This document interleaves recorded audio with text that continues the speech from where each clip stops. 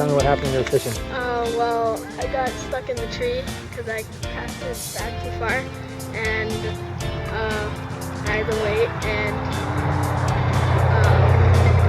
I had to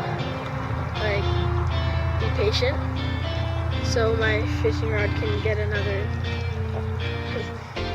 bait or lure, and now I have it. Good. What would have happened if you would have just lost your mind and got upset and been all mad? Well, it would definitely take longer, and I'm not sure if anyone would want to help me because I'm kind of freaking out, being mean, so it would be worse. Okay, I'm ready.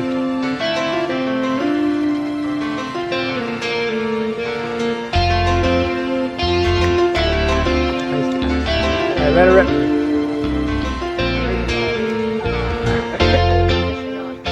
Okay, so Cameron, have you ever cast a fishing rod before? No. No, this is your first day fishing. Yeah. And you've learned a little bit? Yeah. All right, so get on down there closer to the water. I'll show you, see you cast. Right here? Right there. Oh yeah.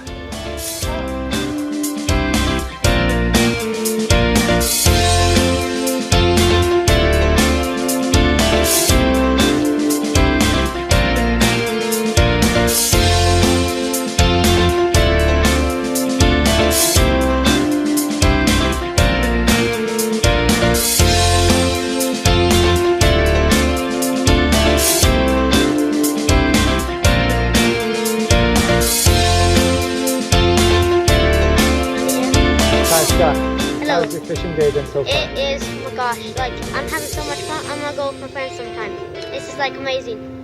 I just love it so much, and all I catch is seaweed. And I'm but no joke, I think I caught a fish one time. I was reeling it in, and it was it wasn't by the dirt, and I was just reeling it in, and then boom, it was gone. I'm pretty sure I caught a fish, but he got away. How is fishing gonna help teach us patience? Well, you need to be patient when you're learning how to fish and when you're catching a fish, because you're not just going to go cast it and then be like, I got a fish, I got a fish. How is our day of fishing helping you learn about patience? Well, you need to have patience to catch a fish, because if you don't have patience, you'll just cast a few times and then just think that there's nothing there. But you need to have patience because it'll come one time. It can come. Nice. How can you apply this back to your regular life? Well, in things like math and stuff, you need patience to be able to figure out the question, and you need to just stop and think about it for a sec, and you need patience to be able to actually do it without getting mad or skipping it.